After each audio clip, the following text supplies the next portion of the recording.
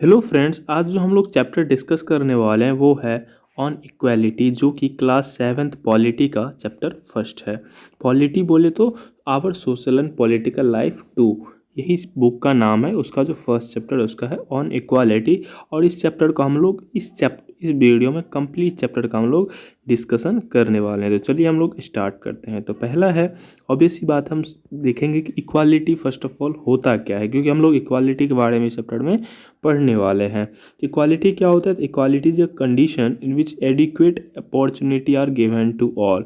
मतलब कि इक्वालिटी एक कंडीशन है। इक्वालिटी क्या है? कंडीशन है जिस कंडीशन में जितने भी लोग हैं, क्या है, जैसे किसी इंडिया में अगर इक्वालिटी की बात करेंगे तो अगर इक्वालिटी अगर इंडिया में है, मतलब इंडिया के जितने भी सिटीजन्स हैं उसको इक्वल अमाउंट का अपॉर्चुनिटी मिलेगा। ऐसा नहीं किसी को ज़्यादा किसी को कम, तो इसी को हम लोग क्या बोलेंगे? इक्वालिटी।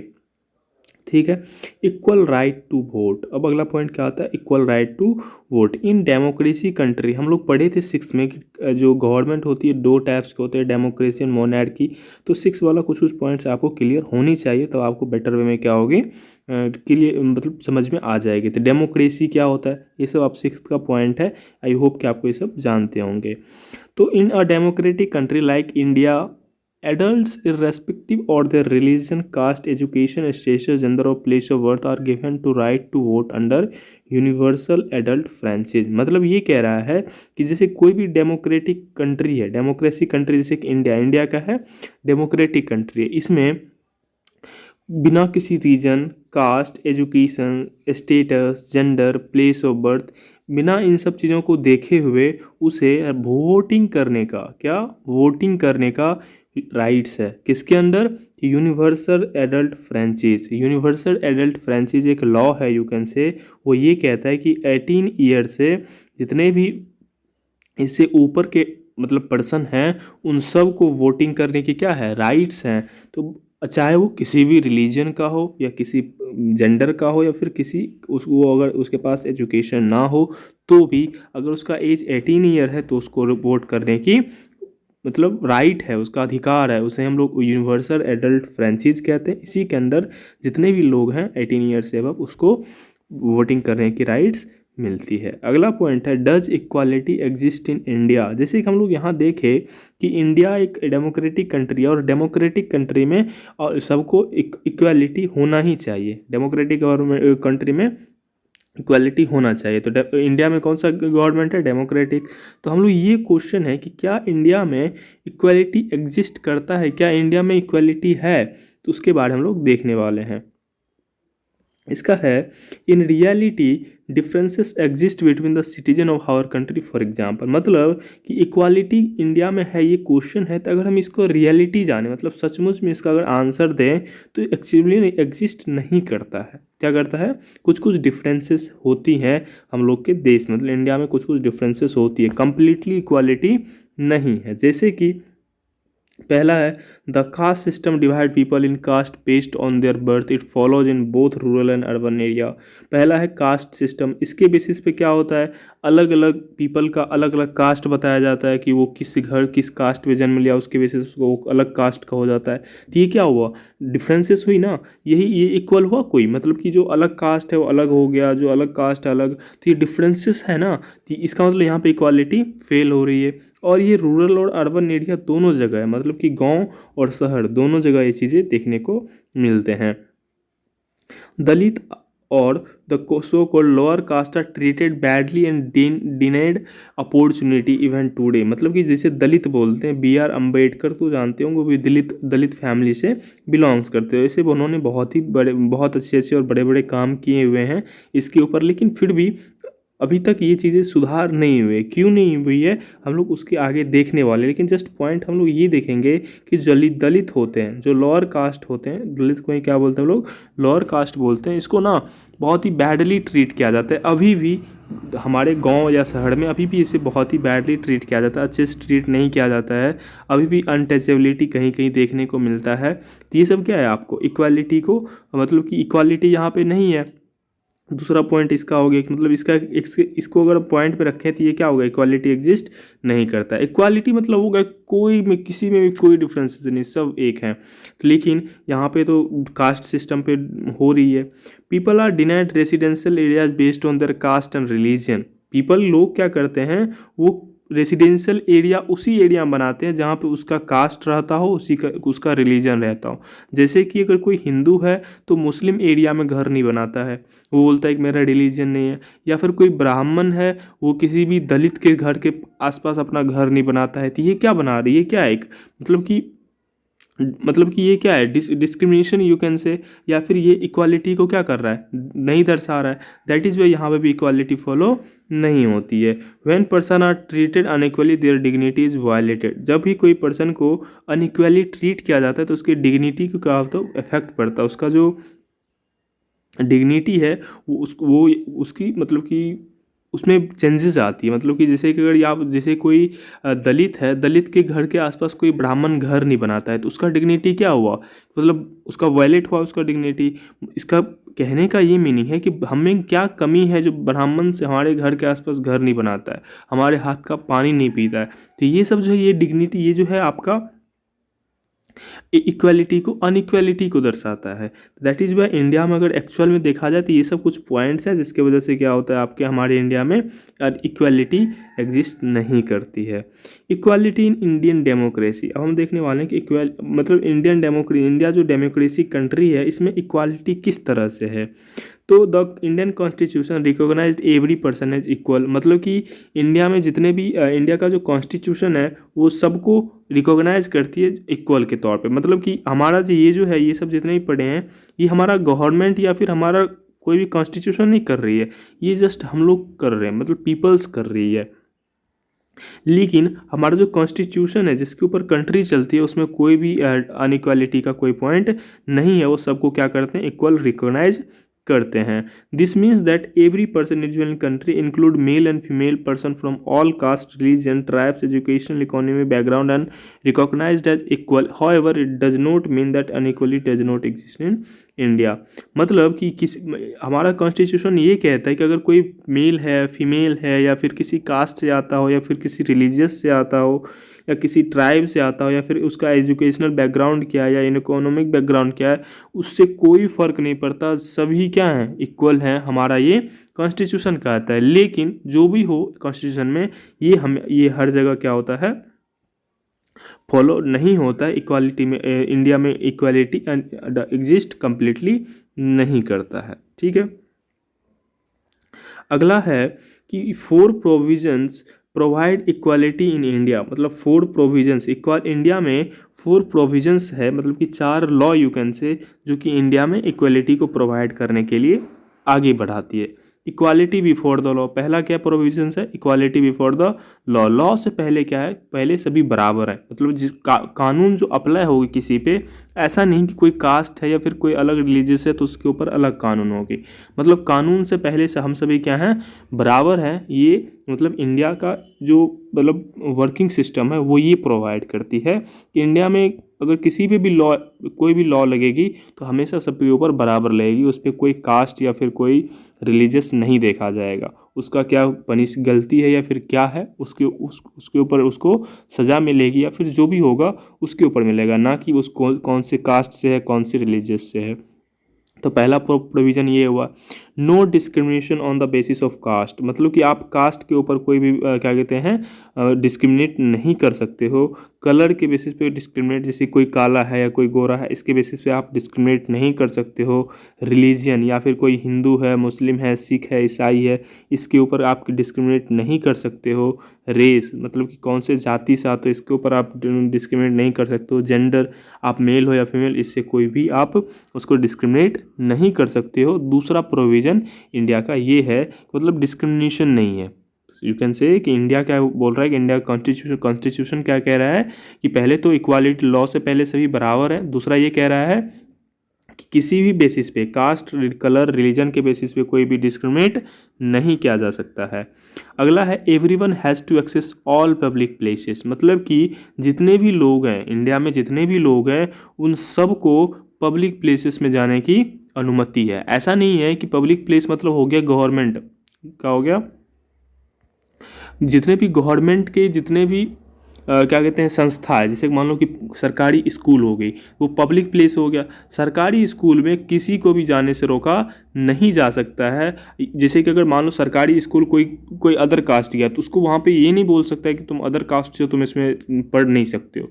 उसमें उसको पढ़ने का क्या है, इक्वल राइट्स है। ये हमें क्या कहते हैं कॉन्स्टिट्यूशन प्रोवाइड करती है। और चौथा है अनटचेबिलिटी हैज़ बीन एबॉलिश्ड, मतलब कि कोई भी अनटचेबिलिटी जो है हमारे इंडिया में, या फिर अनटचेबिलिटी क्या होना चाहिए, पूरा पूरा बंद होना चाहिए। ये 4 हमारा कॉन्स्टिट्यूशन कहता है। इस तरह से कॉन्स्टिट्यूशन हम लोग को इक्वालिटी प्रोवाइड मानती है, मतलब इक्वल राइट्स प्रोवाइड कर रही है। अगला पॉइंट है the government has tried to implement equality firstly through the law and secondly through government programs or a scheme help to disadvantaged communities. These schemes are introduced and implemented to ensure greater opportunity for people who have not had them in the past. मतलब कि हमारा जो government, ये तो constitution हम लोग को क्या दे रहा है, राइट्स दे रहा है, सभी को बराबर मान रहा है। लेकिन गवर्नमेंट क्या कर रहा है, ये जो हमारा कॉन्स्टिट्यूशन या लॉ जो हमको इक्वलिटी का दे रहा है पावर, वो तो दे ही रहा है, साथ ही गवर्नमेंट एक और स्कीम के थ्रू भी हम लोग को क्या कर रहा है, इक्वल बना रहे हैं। पहले तो हम लोग लॉ के थ्रू हम लोग सबको इक्वल बना जा रहा है, लेकिन फिर भी इक्वालिटी नहीं है। तब उस कॉन्स्टिट्यूशन या लॉ के बाद भी इक्वालिटी नहीं है, तब उसको इक्वल लाने के लिए गवर्नमेंट एक और स्कीम चलाती है, जिसके वजह से और इक्वालिटी आ सके। गवर्नमेंट का ये क्या है, प्रयास है, और थोड़ा बहुत सफल भी रहा है। मैं आगे एग्जांपल देता हूँ। और ये स्कीम किसके लिए है भाई, मतलब तो लॉ तो सबके लिए, लॉ किसी के लिए ऐसा नहीं है कि लॉ तो सबके लिए, लेकिन ये जो स्कीम है, ये स्कीम सबके लिए नहीं है। ये स्कीम उसी के लिए जो इस डिसएडवांटेजेस कम्युनिटी है। डिसएडवांटेजेस कम्युनिटी के लिए क्या है, ये स्कीम है, या उसके लिए स्कीम है जो कि पास्ट में, मतलब कि आज से कुछ साल पहले या फिर 150 साल पहले उसको एक अपॉर्चुनिटी नहीं मिल रही थी, उसको ज़्यादा अपॉर्चुनिटी मिल रही है। समझ में नहीं आ रहा तो एग्जाम्पल देख लेते हैं। जैसे कि पहले के ज़माने में गर्ल्स को पढ़ाने का कोई ऐसा राइट, मतलब पढ़ने नहीं दिया जाता था। अभी भी बहुत जगह देखे होंगे कि गर्ल्स को बहुत बाहर पढ़ने के लिए नहीं भेजा जाता है। अब तो थोड़ा बहुत सुधार हुई है, लेकिन नहीं पढ़ा जाता है। गाँव सब में देखे होंगे आप। लेकिन आप देखे होंगे कि हमारा जैसे बिहार हो गया, तो बिहार में जितने भी क्या कहते हैं, मतलब गर्ल्स होती है, अगर वो 12th में एडमिशन लेती है या 10th पास करती है या 9th 10th में जाती है, तो उसको साइकिल के लिए पैसा मिलता है, उसको अलग से छात्रवृत्ति मिलती है। अगर 12th में फर्स्ट डिवीजन कर जाता है तो उसको 25,000 रुपीज़ एक्स्ट्रा मिलती है। और उसको और भी बहुत सारे स्कीम दिए जाते हैं। कि इसके कारण क्या होता है, जो पेरेंट्स होते हैं, इसके लोभ से, ये जो मतलब कि पैसे मिल रहे हैं, इसके लोभ से क्या करते हैं, भाई स्कूल भेजो ताकि कुछ पैसे मिलेंगे। अगर गर्ल्स स्कूल जाता है तो एजुकेशन, और अगर कोई एजुकेटेड पर्सन है तो वो एजुकेटेड पर्सन ये लॉ को फॉलो करेगी। क्या करेगी, एजुकेटेड पर्सन ये लॉ को फॉलो करेगा, और जो लॉ को फॉलो करेगा वो अब इक्वल हो गए। क्योंकि जो लॉ हम लोग लॉ फॉलो नहीं कर रहे हैं ना, जहाँ पे अनटचेबिलिटी, जहीं कहीं कोई लोग अनटचेबिलिटी फॉलो करते हैं, तो वहाँ पे लॉ क्या हो रहा है, मतलब लॉ मतलब अप्लाई नहीं कर रहे हैं। अगर उसके ऊपर कोई केस हो जाता है तो वो जेल जा सकती है, लेकिन वो लॉ फॉलो नहीं कर रहा। अगर ये एजुकेटेड होता तो वो लॉ फॉलो करता और अनटचेबिलिटी नहीं रखता। इसीलिए एजुकेशन की फील्ड में से क्या कर दिया जा रहा है, बढ़ावा दिया कि मतलब पैसा देंगे आओ। उसी तरह से देखे होंगे गवर्नमेंट स्कूल में खाने के लिए मतलब मिड डे मील व्यवस्था लाएगी, भाई कि तुम स्कूल आओ, तुमको दोपहर का खाना सरकार की तरफ से ही आएगा। तो लोग पढ़ने के लिए नहीं जाते, कम से कम खाने के लिए चले जाते हैं गांव के लोग। अब स्कूल तो इसी बहाने गया, अब स्कूल गया तो कुछ ना कुछ तो सीख लेगा। तो वो जो कुछ ना कुछ सीख लेगा, इससे क्या होगा, उसमें कुछ इम्प्रूवमेंट होगी। अगर वो एजुकेटेड हो जाता है तो वो लॉ फॉलो करेगा और इक्वालिटी क्या हो जाएगी, ख़त्म होगी। इसी तरह का स्कीम नहीं है, बहुत सारे बहुत सारे स्कीम है। मैं जस्ट 2 एग्जाम्पल दिया है। इस स्कीम के थ्रू क्या करते हैं, गवर्नमेंट क्या करती है, उस जो लोअर कास्ट है या फिर ऐसे कम्युनिटी जिसको पास्ट में बहुत मतलब दबाया गया है, उसको ये स्कीम दी जाती है। जैसे कि एक और है, जो SC ST से क्या कहते हैं बिलोंग्स करते हैं, उसको 30% क्या है आरक्षण दी गई है। उससे क्या होता है कि मतलब उसके अगर 30% आरक्षण दे दिया गया तो इससे क्या होगा, उसकी जॉब बड़े समय इम्प्रूवमेंट मिल गया। अगर वो उसको जॉब में इम्प्रूवमेंट मिल गया तो उसका मतलब क्या हो गया, वो मतलब कि उसको इजीली जॉब मिल जाएगी, और इजीली जॉब मिल जाएगा। अगर कोई एक जॉब पकड़ लिया तो उसके जो पड़ोसी होंगे वो भी लगे वो जॉब कर ले, हम भी पढ़ते हैं, और थोड़ा सा पढ़ने पर भी उसको क्या मिल जाती है, जॉब मिल जाती है। तो इससे क्या होती है, इक्वल वो भी जो पहले के पर्सन थे उसके बराबर में आ जाती है, और जब बराबर में आ गई तो क्या होगी, इक्वलिटी ख़त्म हो गई। तो इस तरह से गवर्नमेंट दो तरीके से इक्वलिटी ख़त्म करने की कोशिश करती है। पहला क्या था, अनटचेबिलिटी, और सॉरी पहला था जो हमारा कॉन्स्टिट्यूशन है उसके अकॉर्डिंग, और दूसरा क्या है, अलग अलग स्कीम ला के, और स्कीम किसको दी जाती है हम लोग देखेंगे। अगला पॉइंट है, in addition programs like mid day meal scheme have been launch to improve the attendance and enrolment ratio of children in school. Dalit women have been employed to prepare the meals. ये सब क्या है, कुछ कुछ scheme दिया है, जैसे कि मैंने 2-3-4 स्कीम उधर बताया। एक और यहाँ पे स्कीम है कि जो दलित वुमेन होती है उसको क्या कहते हैं, मिड डे मील बनाने के लिए मतलब अपॉइंट की जाती है। तो उससे क्या होगा, उसको जॉब मिलेगा, वो भी थोड़ा सा स्कूल जाएगी, देखेगी कैसा एजुकेशन सिस्टम कैसे वर्क करता है, तो उसको भी जॉब मिलेगी, पैसे मिलेंगे, उससे वो साफ़ सुथरा मतलब अपने आप को थोड़ा सा ऊपर देखेगी, मतलब उसका भी लेवल ऊपर आएगा, और वो जो पहले से ऊपर है उसके बराबर में आ जाएगा, और तब इक्वालिटी ख़त्म हो जाएगी। तो इस तरह से कुछ कुछ स्कीम्स है जिसकी वजह से गवर्नमेंट इक्वालिटी लाने की कोशिश कर रहे हैं। अब है reason for lack of the acceptance of the law equality, मतलब इतना सब कुछ होने के बावजूद, मतलब लॉ के कॉन्स्टिट्यूशन में इक्वालिटी का होने के बावजूद या फिर स्कीम के होने के बावजूद फिर भी इक्वालिटी नहीं है। अब इक्वालिटी क्यों नहीं है, इसके ऊपर हम लोग देखने वाले हैं कि इक्वालिटी क्यों नहीं हो रही है, मतलब कि इक्वालिटी क्यों नहीं अप्लाई हो रही है हमारे कंट्री में। तो one of the main reason of for the existence of inequality is that attitude change very slowly, मतलब कि पहला जो रीज़न है ये इनइक्वालिटी एग्जिस्ट करने का, वो है पहला रीज़न एटीट्यूड, मतलब कि लोगों का एटीट्यूड क्या है, मतलब कि मतलब जैसे कि जैसे मतलब हम मान लेते हैं कोई ब्राह्मण है, एक्चुअली ब्राह्मण ही सबसे ऊपर मानी जाती है और दलित सबसे छोटी मानी जाती है, इसीलिए हम लोग इसको क्या करते हैं एग्जाम्पल में लेते हैं। ब्राह्मण हमेशा सोचता है कि मैं क्या हूँ, सबसे ऊपर हूँ, और दलित को ये हमेशा क्या कर रखा है, डोमिनेट करके रखा है, मतलब सबसे नीचे है। अब देखो, अब तो इसको तो बहुत सारी अपॉर्चुनिटी मिल रही है, धीरे धीरे ऊपर जा रही है, लेकिन फिर भी इसका एटीट्यूड ऐसा है कि मान ही नहीं रहा कि ऊपर आया। कुछ कुछ मान रहे हैं, कुछ कुछ नहीं मान रहे। जो नहीं मान रहे उसका क्या है, एटीट्यूड, अरे भाई मैं तो शुरू से ही आगे हूँ, मैं आगे ही रहूँगा, और इसको वैल्यू ही नहीं दे रही है। और वैल्यू नहीं दे रही है तो इसका क्या हो गया, इक्वलिटी हुई यहाँ पे। तो मतलब पहला रीज़न ये जो एटीट्यूड है, इस एटीट्यूड के कारण क्या होगा, इक्वलिटी नहीं हुई। अगला रीज़न है, even थाउ present person aware that discrimination is against the law, they continue to treat people unequally on basis of their caste, religion, economic and because they are women। मतलब कि अभी जैसे कि हम लोग देखें ब्राह्मण और दलित की, तो ब्राह्मण अभी भी एटीट्यूड, अपने एटीट्यूड के कारण इसको क्या मान रहा है, नीचे मान रहा है ना, लेकिन एक्चुअल में लगभग लोग है नहीं, लेकिन मान रहा है। और यही मानना इसके लिए क्या है, मतलब घातक भी हो सकती है, क्योंकि हम लोग के कॉन्स्टिट्यूशन में सीधा लिखा है कि डिस्क्रिमिनेशन क्या है, मतलब कि गलत है, डिस्क्रिमिनेशन अगर कर रहे हो तो आपको क्या हो जाएगा, एफआईआर हो जाएगा, आप जेल जा सकते हो। लेकिन फिर भी ये अप्लाई कर रहा है, मतलब ये अगेंस्ट द लॉ काम कर रहा है। और ये बहुत सारे देखते होंगे कास्ट के बेसिस पे क्या करता है, डिस्क्रिमिनेशन करते हैं ये लोग। अगला पॉइंट है, it is only when people began to believe that no one is inferior and that every person deserve to be treated with dignity that present attitude can change। ये अब ये चेंज, ये इसमें कैसे चेंज हो सकती है उसके बारे में है, मतलब कि ये जो हम लोग देखें कि एटीट्यूड के कारण अभी भी इनइक्वालिटी है, उसको कैसे चेंज कर सकते हैं। ये तभी चेंज होगा जब जो पीपल हैं वो ये सोचना लग जाए या बिलीव करने लग जाए कि नो वन इज़ इन्फीरियर। जैसे कि हम लोग देखें कि ब्राह्मण और दलित का एग्जाम्पल, ब्राह्मण सोच रहा था ये हम ऊपर है या नीचे है, तो जब ये सोचने लगेगा कि ये इन्फीरियर नहीं है, तब क्या हो जाएगा, दोनों इक्वल हो जाएंगे, इक्वलिटी हो जाएगी। ये जब मतलब सोच का डिफरेंसेस है, हमारा लॉ है, स्कीम है, फिर भी इक्वलिटी नहीं आ रही, मतलब हम लोग में सोचों की कमी है। अगर हम सोचना स्टार्ट करें तो इक्वल, तो हम लोग में क्या हो जाएगी, डिस्क्रिमिनेशन या इक्वल यानी इनइक्वालिटी ख़त्म हो जाएगी।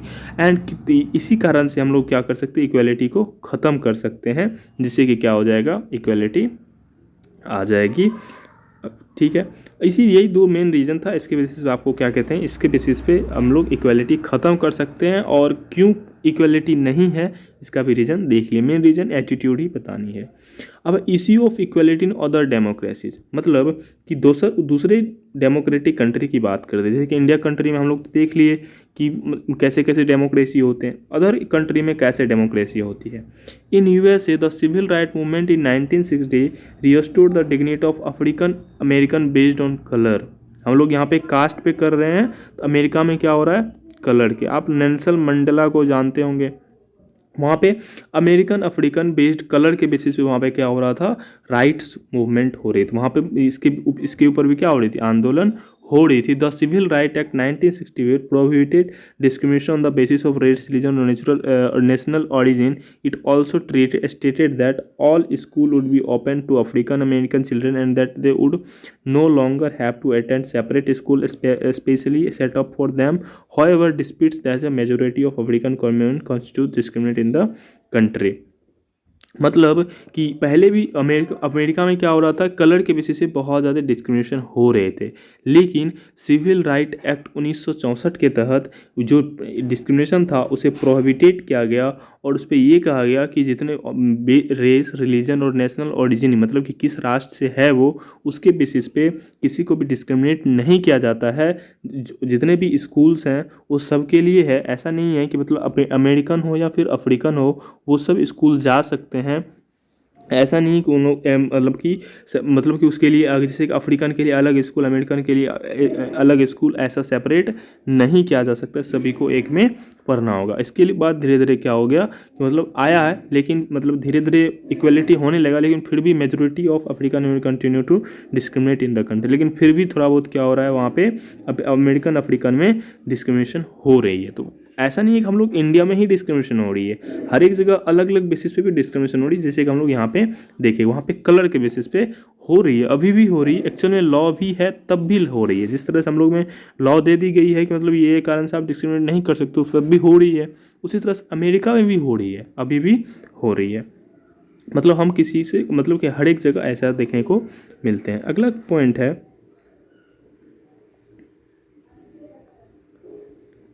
खत्म हो गया क्या, एक सेकंड लेट मी चेक।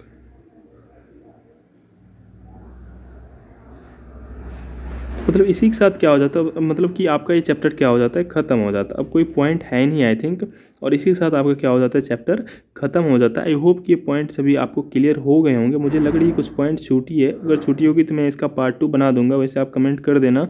और इसी के साथ आपका ये वीडियो क्या हो जाता है, ख़त्म हो जाता है। Thank you so much for watching this video, फिर मिलेंगे नेक्स्ट वीडियो में। Thank you.